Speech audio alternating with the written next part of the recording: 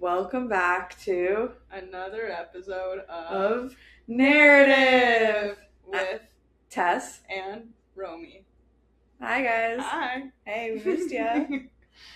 Okay, Romy. So yesterday I ran into you on the street as I was waiting for the ordinary bus. You should tell people what the ordinary bus was because I had no idea. Okay. Well, now it's major news, but the ordinary bus, or is it? I still haven't heard of it. Okay, well, whatever. The ordinary bus. You wrote it.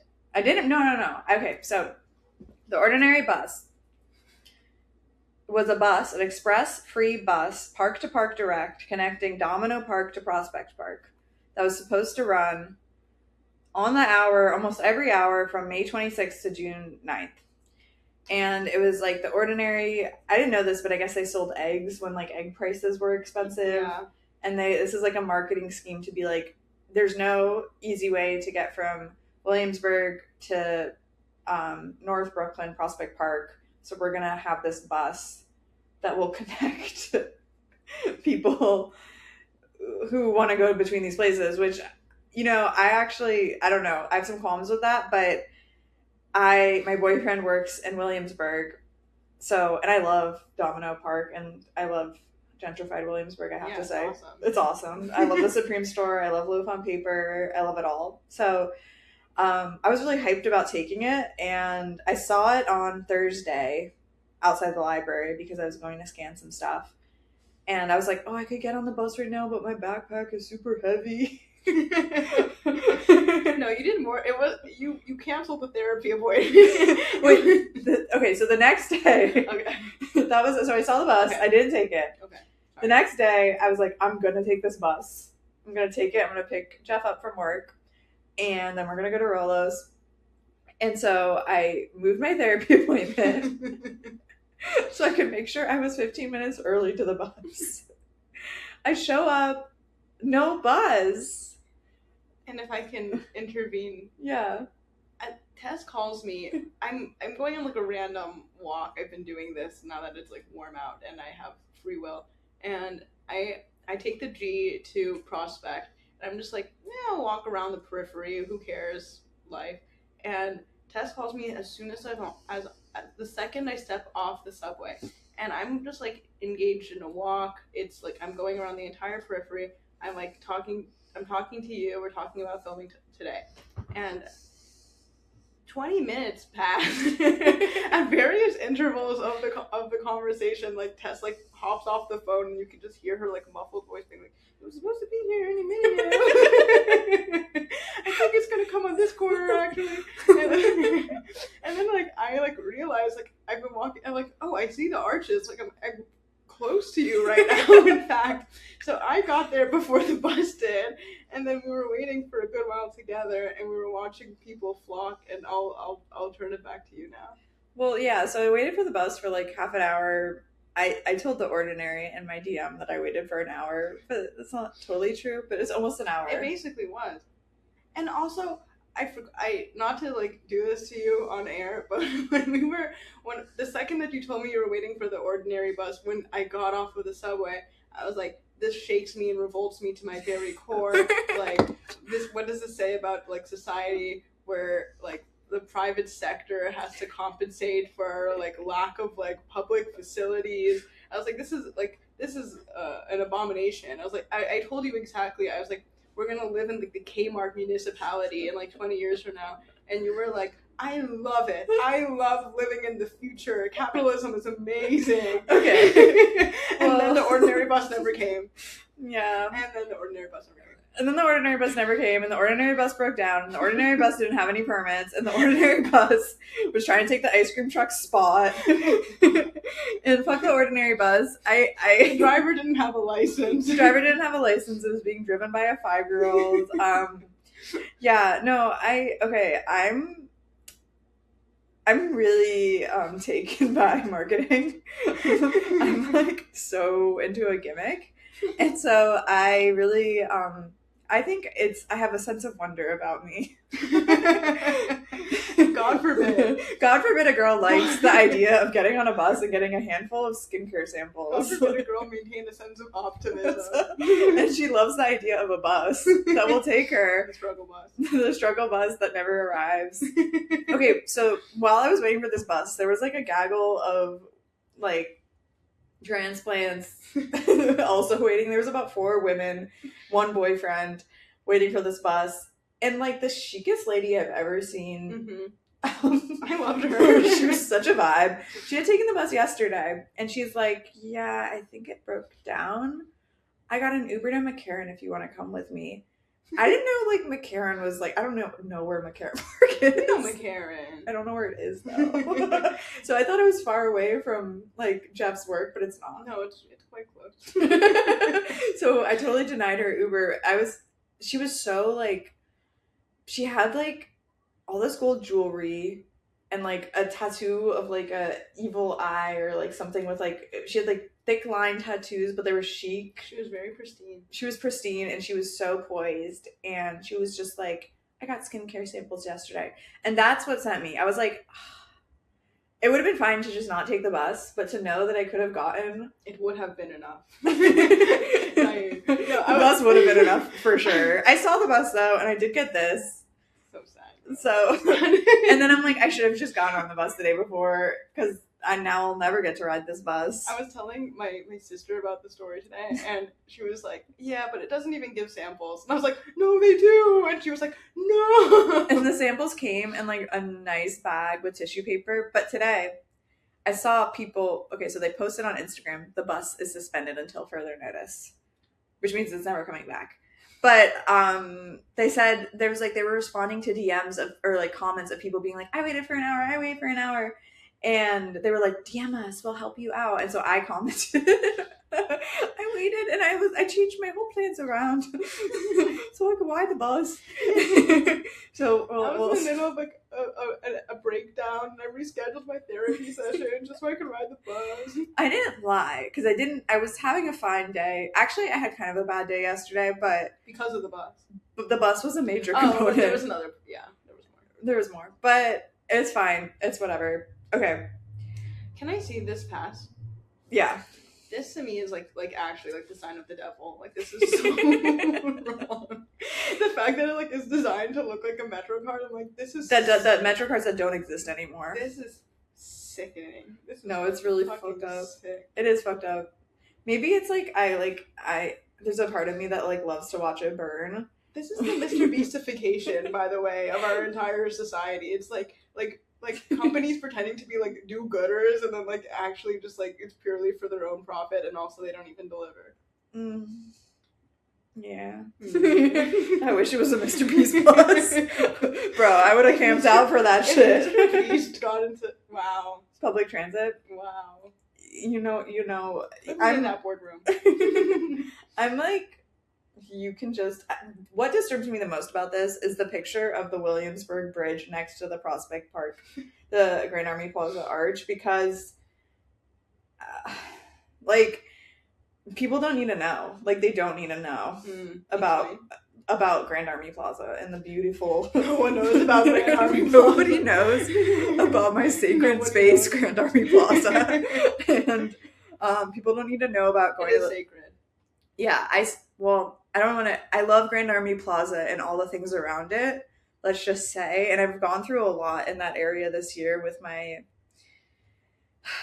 I don't even, like, know if... The Veil. The Veil.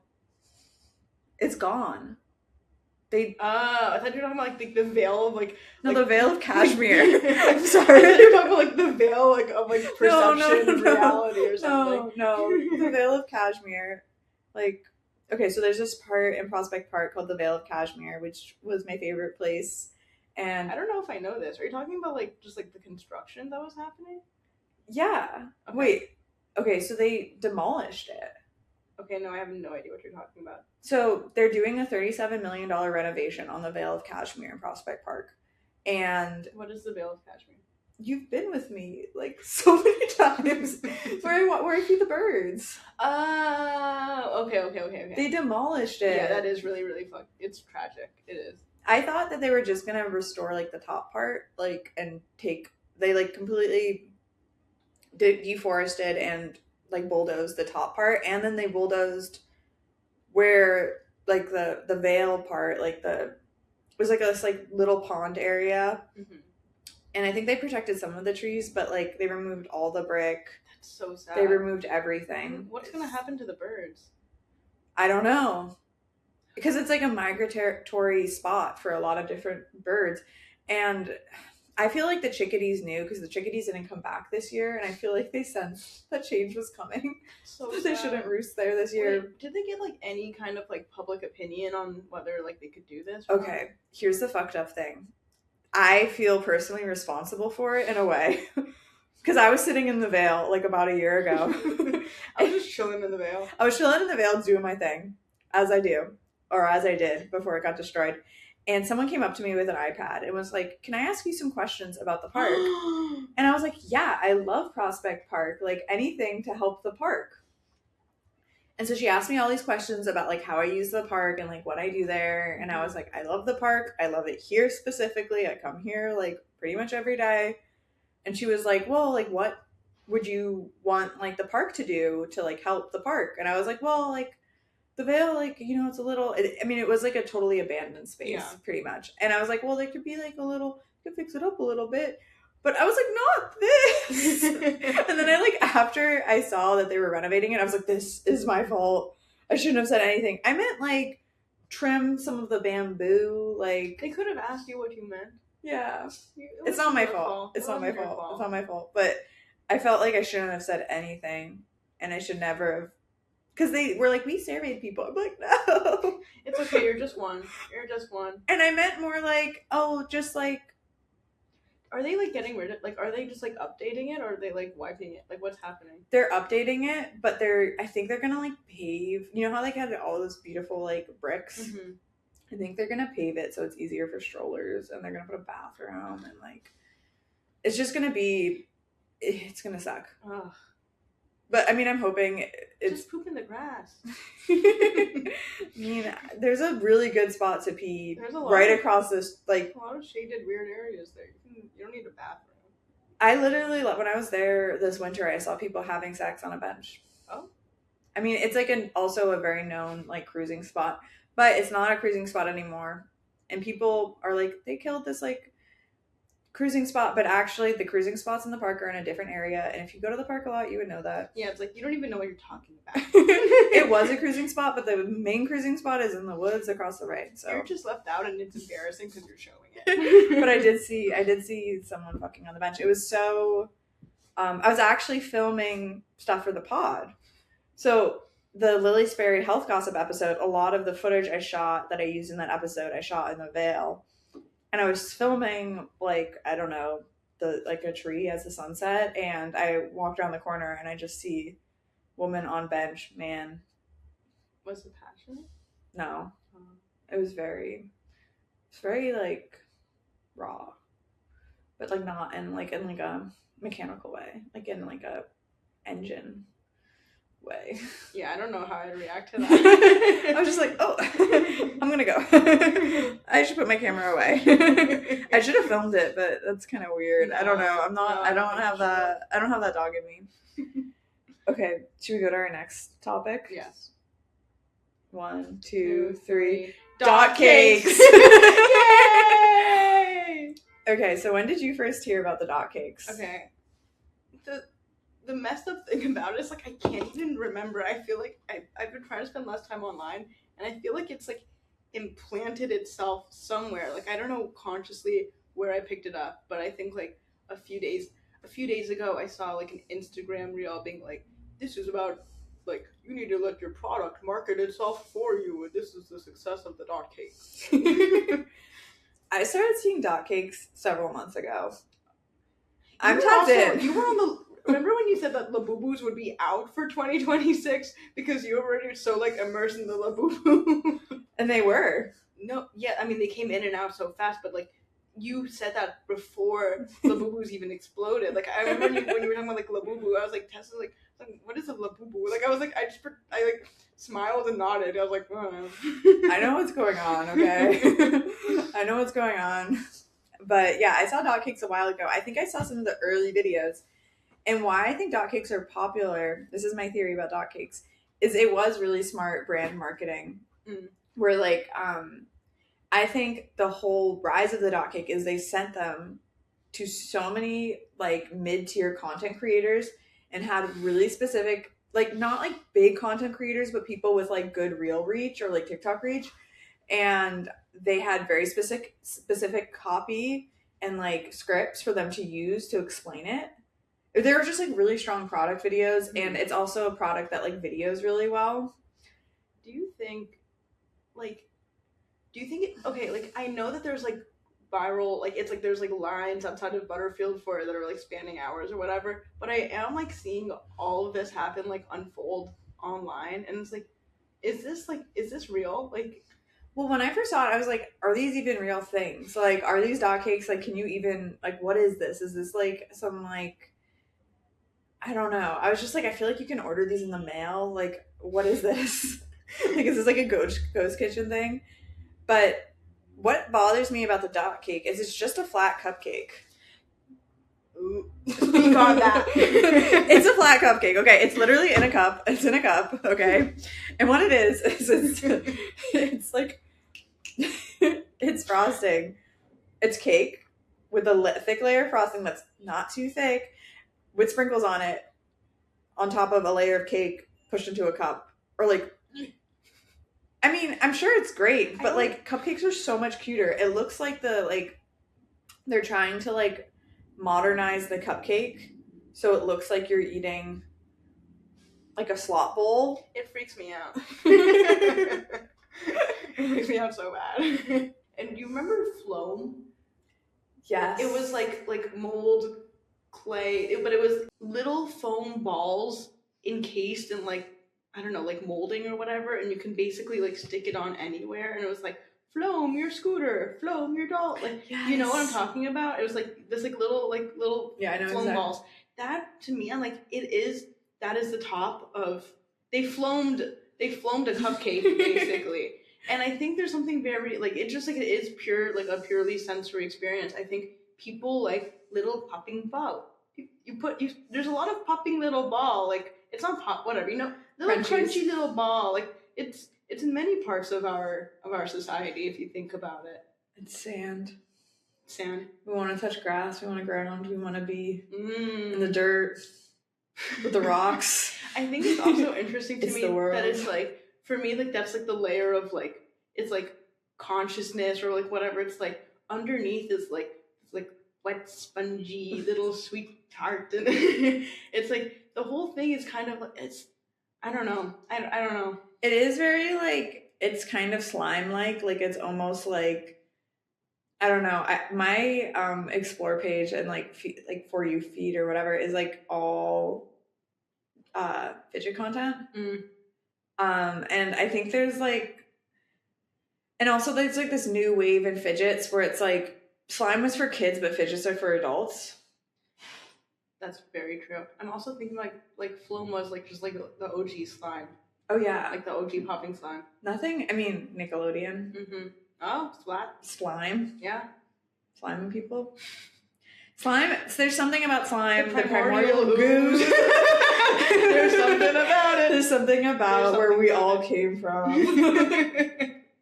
There's something about our mother's womb that we're trying to return to with all these things. Yeah. It's real. It's just slime. It's just slime. Well, when you were telling me like thinking of things of like that I'm excited for, like my brain went to such dark places. I was like, the big one. What's the big one? The big one. Big bomb. Bomb? Not bomb. I'm not looking forward to it. It's just, I'm scared though. Bro. Will you save paper? I will save you. I will save you, and we're good. No one's gonna. It's fine, bro. It's all good. Don't think about it. I don't want to think about it. It doesn't exist if you don't think about it. That's true. That is true. I can't hurt you. Okay. All right. Well, let's talk about something I know you are excited about in a happy sense. Which is Mimi's frozen yogurt. Yay! Okay, I love this trend. This trend I love.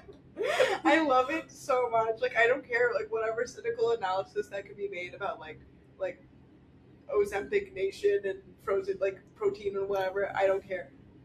Frozen yogurt is a delight. I think it's a good trend for humanity to hop on. And, yeah, I have more, but... It's similar to cupcakes where it's, like, 2010s all over again with the froyo. Yeah. Where it's like, this time it's not twee and pink and purple. It's like sleek and minimalist, and like it smells like the lava in there. It literally does. It's so crazy. And like there's like one allium flower like in a vase at the cash register. It's like so, I don't know, but it's so good. It is good. It is good. Like that's what I'm like. That's why I support this trend like so wholeheartedly. It's like most of the yogurt is delicious. Like it's good. It's really good. I like the boutique experience. It makes like I like being a grown adult, spending $15 on froyo and then going across the street to Brandon Melville. Like I think that's like really awesome for all of us actually. It's really great. I think that my problem with Mimi's is the 2 times we've gone together, I've gotten way too much frozen yogurt. I get kind of sick. So last time I was like in film form and I was like, I have a tummy ache. Like, like you know those like stoic gym bros or like they're like obsessed with like how like restrictive they can be. That's how I feel when I'm like under $15 at Mimi's and yours is over 20. I'm like no, I feel so gluttonous when that happens. I'm like, I'm such a slob. I can't restrain myself. I'm like, but you don't even finish it. No, I don't. And then I feel like skinny again. But I don't finish it, but it's also so much frozen yogurt. It's a lot of frozen yogurt. It's amazing. It's amazing. Should we talk about our froyo orders? Okay, yeah, you go first. Okay, I do tart passion fruit swirl. I do coconut, strawberry, popping boba because little balls important. I do cover that shit in the pistachio sauce, and then on top of that I do a little or a lot of like more little more hard ball sprinkles. And now they had molten salt, and that was like incredible. You forgot an important ingredient. Cookie dough.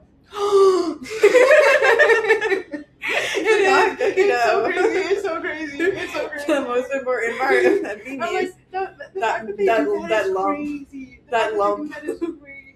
The lump of the cookie dough mountain. It's like anywhere else.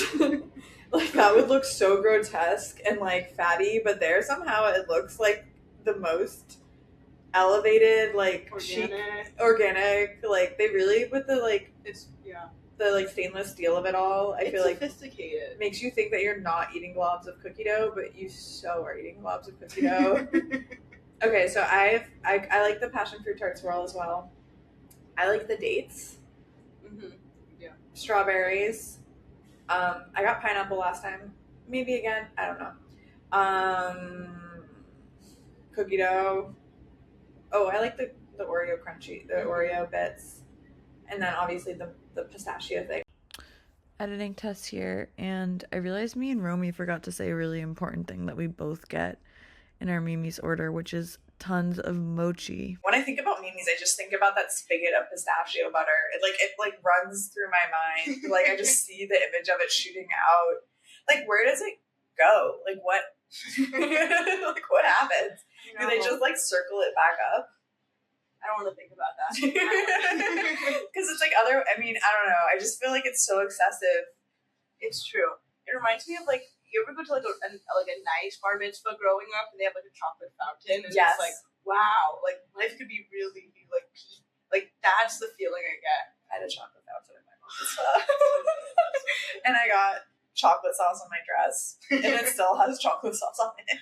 I know a girl who made everyone wear chocolate brown to her bar mitzvah so she could wear pink.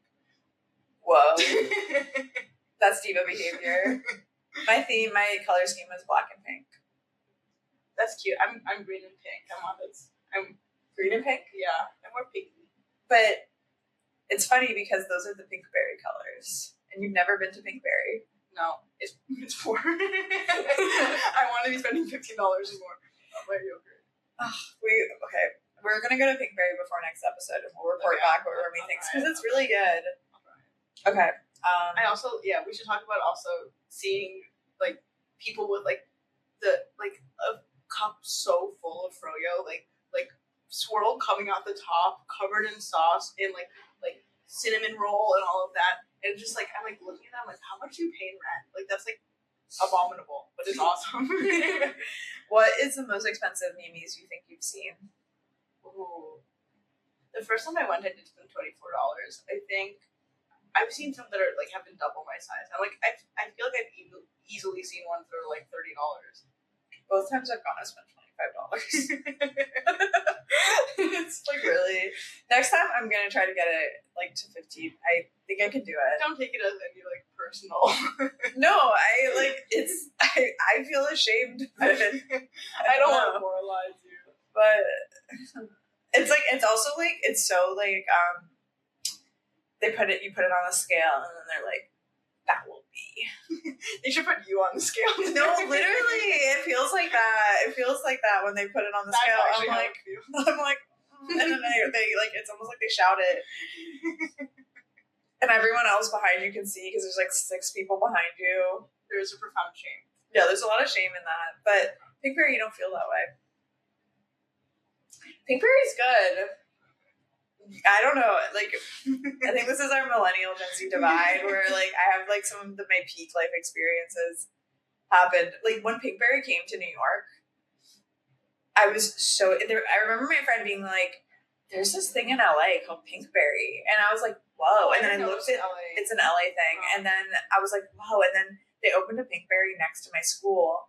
And I was like, oh my God. Y'all didn't have yogurt and fruits. Yeah, I know. Romy told me about the yogurt fruit. Yogurt fruits. Yogurt fruits. I remember one time, like, my mom went away to, like, Brazil for, like, weeks, and she, like called us from the car, and she was like, hey, guys, like, how are you? We're like, can't talk, boy, yogurt fruits. Like, hung up. I had 16 handles and Pinkberry. 16 handles was pretty epic. You haven't? I know. This is like, 16 handles. There's 16 handles of flavor.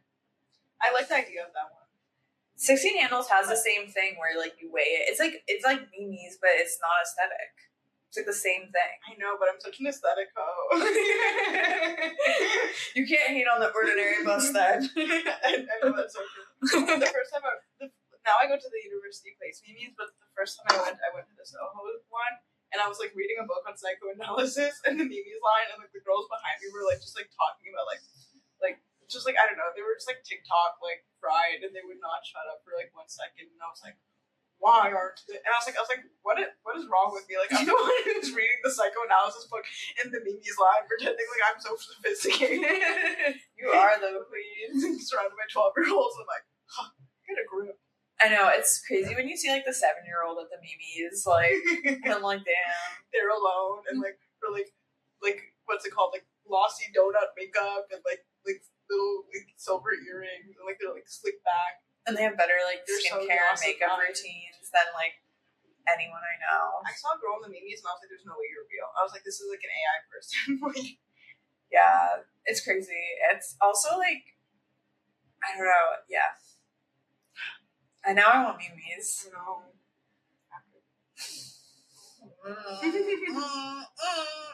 Okay, so I have a gross... Okay, speaking of physical...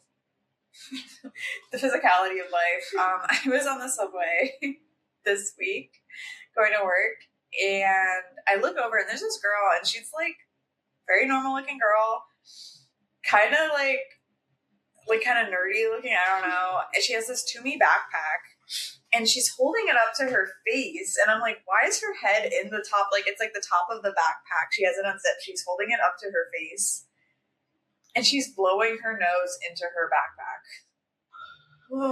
She's filling the like nylon fabric with snot, and then she just like slowly removes How it. old And like is she? she's probably like 24, 25. Oh, so unacceptable.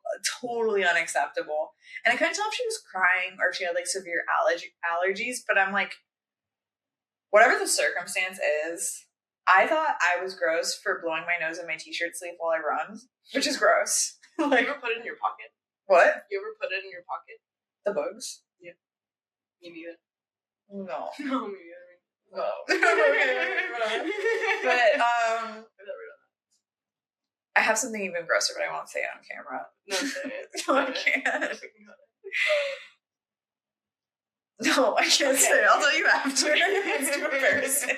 I don't want people to know this about me. Did you have a childhood booger wall? No, because I was booger eater. I don't think that gross. Do you eat your boogers? I'm not talking about it. I don't want to talk about it. I can neither confirm nor deny. I'm not gonna confirm or deny the I do think there's so much stigma around it though, and it's like I think 50% of society munches. I I feel like they're there for a reason. Maybe they have some sort of secret in them. I saw something though that was like it causes dementia to pick your nose because you're putting things in like your nose that shouldn't be in there. Where am I? I was like, no. My favorite hobby. But anyways, this girl blew her, and I feel like that's gross. That's like actually really gross. That is disgusting and heinous. And it was like, in her like look afterwards, she was like, "No one saw that, right?" And I'm like, "Babe, you're in public. You're in public on the train. You just put a booger in your backpack. You just put like a full nose full. Oh, wet. It was wet. It was Boogie. wet. It was wet, and it was dripping off. Ugh. It was dripping and wet. I'm sorry, guys. So fucking disgusting. It's so gross. But I will say I have some sympathy because this allergy season has been horrendous. Yeah. Like every single time I step outside, I like look at myself in like a car window and I'm like, oh, it looks nice, it's good. And then I continue walking and like then I 20 minutes pass and I like look at myself in another window and I'm just like, it's like a SpongeBob zoom in. It's like 50 layers of bags. My skin has become gray. My eyes are red. I'm like, you always look beautiful to me. But yeah, that was nasty. Okay.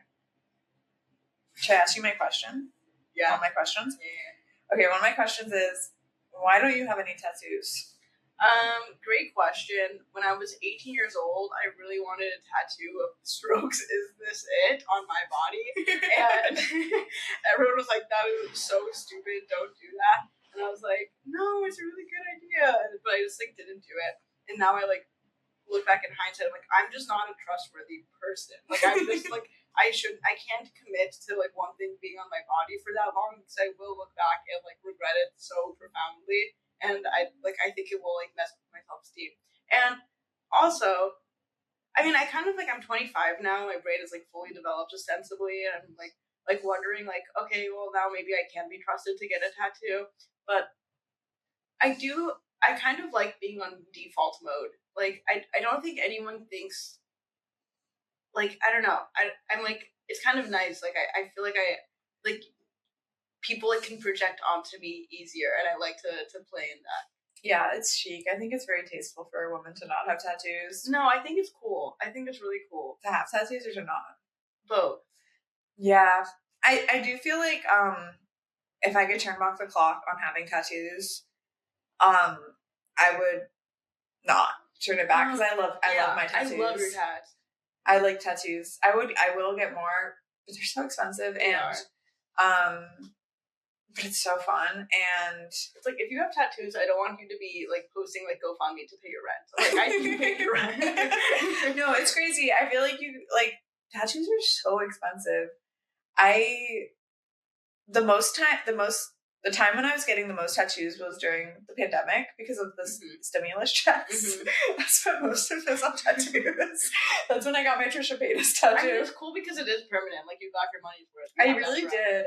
I bet she was. If you were to get a tattoo now, what would it be? Okay, I think I would do maybe I think a chic placement is over like ankle vibes. And I would just do like some kind of like lines over there. Um, yes. I really like that one. I would do maybe like I don't know, maybe like some like a word just like that's like makes like dream or like dance. Cute. I have a tattoo that says dreamer. Oh, but you can't read it because it's so messed up. Maybe like a plus sign, like something kind of minimalist. We should get tattoos together. I would do, yeah. My brother always used to tell me, he's like, he would quote the Kim Kardashian. You don't put a bumper sticker on a Bentley, but he would say it like it was his quote. He would like, and I was like, you got that from Kim Kardashian. Like, my family's very anti-tattoo. I think that's another thing. Yeah, my family's super anti-tattoo. My dad is always like, skin is such a gift. Your skin is so beautiful. Why would you do anything to it? Because the skin itself is so beautiful. I'm like, tattoos are so cool. I do think it's cool like that, like it does, like it ages with you. I think that's actually like a point for tattoos. I know my mom would always be like, don't get tattoos because what about when you're older? I'm like, I think like bled out old tattoos look so chic. Yeah. I like love the way they look. Mm-hmm. I feel like they look even better as they get older. But yeah. Okay. My other question is, why do you like monkeys so much? Oh my god.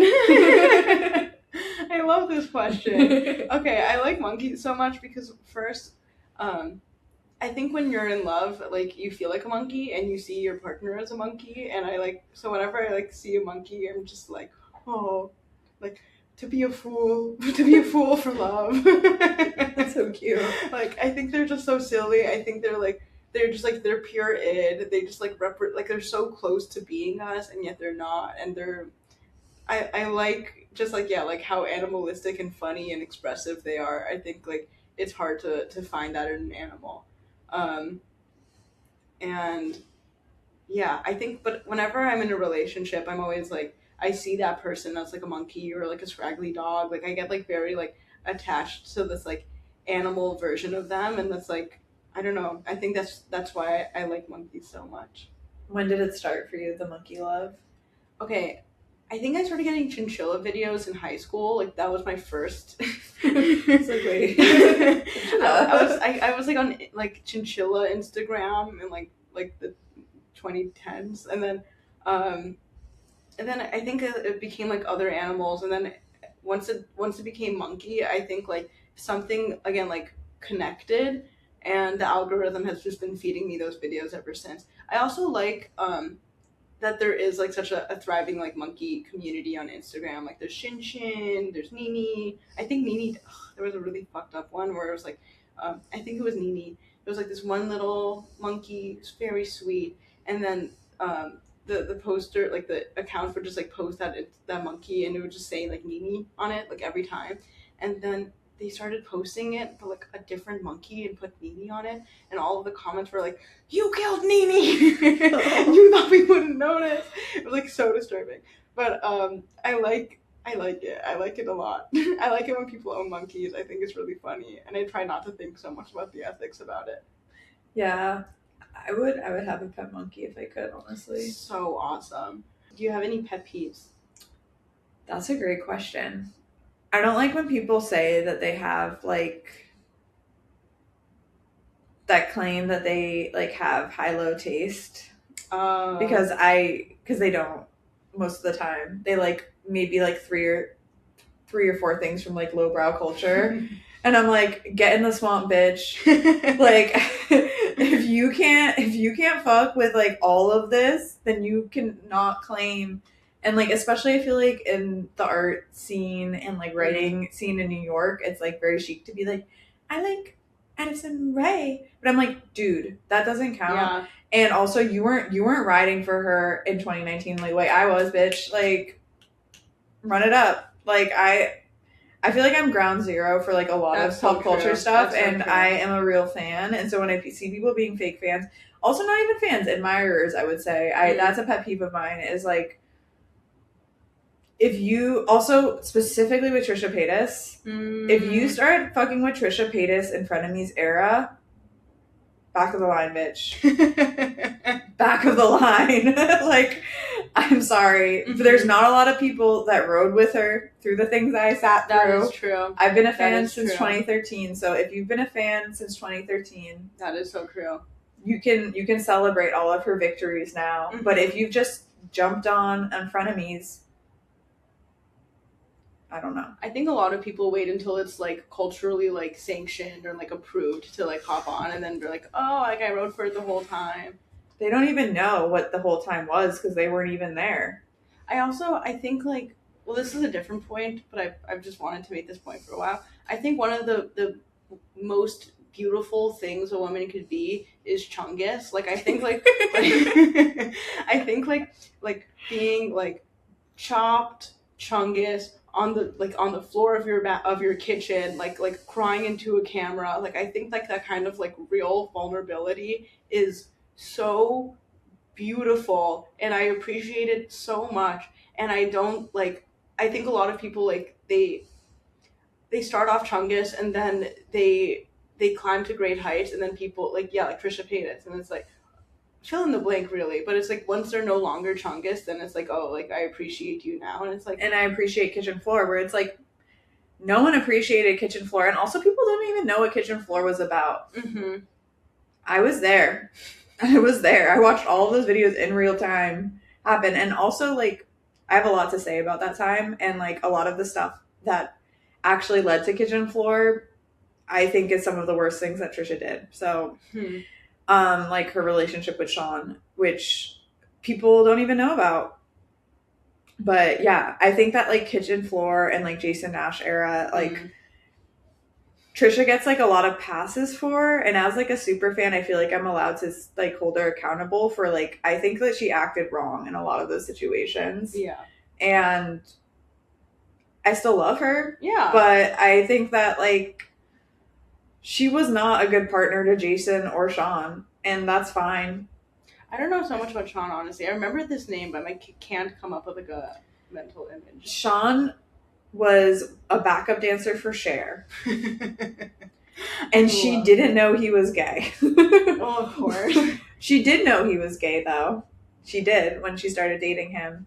And a lot of the kitchen floor videos came about because Sean, she got sent a video of Sean dancing on another guy, making out with him at a nightclub, and she made these videos outing him essentially on the internet. And she's never been held accountable for it, and I'm not going to be the one to do it. But I am saying, it, as a fan, I think that's the most egregious thing she's done because it actually hurt someone. It's important to recognize the rights and the wrongs. And, like... be clear about it. Yeah, that was not her business to share. Yeah. And, like, she gets a lot of, like, allyship now. And I've ridden through her with... I was a fan during her non-binary coming out. I stood by her and said she's valid for that. She is. She's valid. And now people... I don't know if people think she's valid for it or not, but that's the one thing that I'm like... The Sean thing is something that I will always be like, you did wrong on that. And I don't know if anyone else even remembers it, but I love her. But she acts like she's always the victim in some of these situations. Yeah. And I'm like... Yeah, I do have like a lot of like compassion for her though in like the Vlog Squad days, because like she was like the scapegoat and like punching bag of the group, and like she was going through it, I think, like objectively, like just like it was a terrible time for her. And so like her behavior, it's like when like Real Housewives, like when you like look at like Erica Jane, for example, it's like you're acting crazy and I don't approve of your behavior, but also like I have compassion for what you're going through. Then why'd she buy David Dobrik all that Gucci? She wanted to be loved. She wanted to be loved for sure. But she also wanted the clout and she wanted the attention. And, you know, like, women hold multitudes. That's and true. I love that about her. Too. And I love that about her. And I love that she expressed that. But I do think that with the Vlog Squad, like, she wanted so badly to be accepted. And I think they needed her, too, because she's so entertaining and an incredible on-camera presence. So it was a mutually beneficial relationship until it wasn't. I used to get in like fights with my first boyfriend because he'd be like, Trisha Paytas is crazy. And I was like, you leave her alone. I mean, she is. And that's why I love her, because I'm a crazy girl too. Yeah. And I feel like if We can grow together. We can grow together. We can have spiritual awakenings together. Yep. We can collect crystals together. You know, love her. I gave her a manifestation journal. I have her tattooed on my body. I want nothing more than for her to live a long and healthy and happy life. But I don't think she's perfect, just like nobody's perfect. And why I think she's so incredible is that she has expressed that online in a way that I don't think most people would never be brave enough to do that. So she's also like so fluid and is always like evolving. And I think she's like recognizing like her past shittiness and is like I don't know, like reckoning with that and like whatever. Like but yeah, I feel like I love that Moses loves water so much because I feel like Trisha is like water. Like you just like put her in a container and she like matches that vessel. She fills it. Did I tell you what I said to Moses when I met him? I didn't know you met Moses. I met Moses at the Beetlejuice show. I was trying to find my friend in the concession line, and I look up, and Moses Hochman is standing in front of me. Is he tall? No, he's like a little taller than me. And I just go, "Hi, Moses." And he goes, "Hi." And I go, "Thank you for everything you do." And I walked away. I felt so stupid. No, I think that's beautiful. And I know that Trisha doesn't like when people ask for selfies with him, so I didn't. That's nice. Because I'm respectable. I think Moses, Harry Hamlin, and Jeff, they're all, like, I put them in, like, a trifecta. I feel like Jeff would hate that, but I appreciate it. I mean, they're all supportive and loving partners. Yeah, and they're like very interesting artists that like balance out like their wild child girlfriend. Yeah, exactly. I mean, I feel like one thing about Moses though, I have to say, which stresses me out, is his own desire for attention that he kind of keeps on lock. Mm-hmm. Like he does all these like Tin Fish reviews, and I'm like, Diva, you want to be the star, like you know. We've talked about Caitlin Eats. I feel like Andrew is such a good boyfriend. Like Andrew does seem like he's only the star when she wants him to be the star, and I think that's beautiful. I mean, we've talked about this a bunch of times, but I'm very suspect of men on camera. Like, like not in like. I mean, they're allowed for sure, but like, I don't know. 2 selfie maximum. 2 selfie per Instagram feed maximum if you're straight, allegedly straight. 2 selfie maximum. I actually don't. This is your rule, but I like it. I just think that like men shouldn't be on Instagram specifically. Like if you're on other platforms, do what you want, king. But like Instagram is for girls. It's for girls and for gays and for theys, but it's not for boys. And if you're going to be on Instagram, you shouldn't be posting pictures of yourself. Like, what are you trying to do? Just watch basketball. Yeah. Or, like, I don't know. Or, like a weird hot dog you're eating. Or, like, play sports. Or, like, I don't know. Like, do something. But, like... But I'm like, if you're hot, then... No, you don't even need to be hot. If you're hot, then you should just be, like... Women will like you, and you don't need to show people. Like... If you're hot and you're posting pictures on Instagram, that's even more sus. Do what you want, kings. Like do what you want. But okay. Do you have another question? Yes. Well, these are all kind of like corny, but it's okay. Okay, I'll pose you the 2 I have, and you can pick which one you want to answer. The first is, what is your favorite memory, and the second is, what do people not know about you, or what do you wish people knew about you? Okay, my favorite memory, probably like my favorite childhood memory is when I used to listen to the radio, specifically Wait, Wait, Don't Tell Me, or Prairie Home Companion, specifically the Guy Noir segment. Okay, those happened in 2 different locations. I would listen to Wait, Wait, Don't Tell Me, and I would play with my hamster on the floor of my room. Aww. And I had this, like, rainbow, like those crystal things that you can get at, like, museum gift shops that, like, they're, like, a crystal with, like, a gear that, like, when sunlight hits it, the crystal will turn and rainbows will, like, go around the room. I had one of those, and I'd, like, place my hamster in the rainbows. That's so beautiful. So that's like one of my favorite memories. That's like that would be like a beautiful art piece. Yeah, I know. I've been needing. I need to get one of those crystal things again. But and then I would listen to Prairie Home Companion, and it would be on Saturday nights, and my family would order Chinese food. And when the Guy No More segment came on, my parents would let me eat in the kitchen on the stool, so I could listen to it without any noise. This probably I was like 7 or 8, and just like sitting on this like wooden stool that my parents still have under the radio, and yeah, that was also, those are like my favorite childhood memories. As an adult, I have a lot of great memories, but I feel like anytime I'm in the ocean with my bae,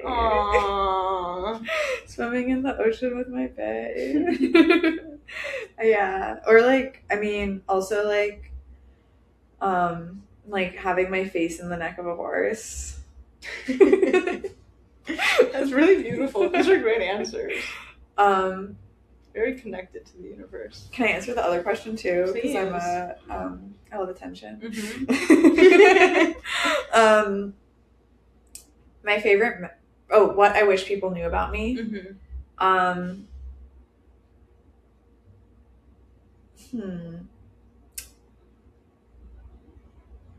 I wish people knew. Well, that I come in peace. That's true. You really do. I really come in peace, and I'm like a sweet sweetie, and yeah.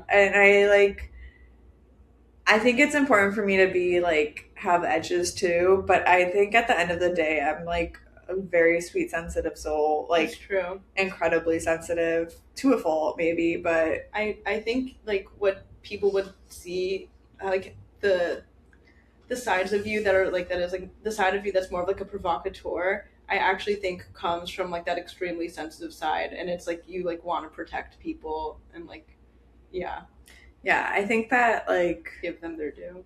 Yeah, I feel like I'm a sweetie, and I want everyone to love each other, and yeah, love. It's the only way. It heals, bro. Yeah, love heals all, and I think that this world, all we need we need to be more loving. As the Beatles said, we're both on a Beatles kick right now. Oh my God. All you need is love. All you need is love. All you need is love. Just gonna make me cry. Thanks for listening. We love you. We love you so much. Have a good day. Have a good day. Mwah. Mwah. Bye.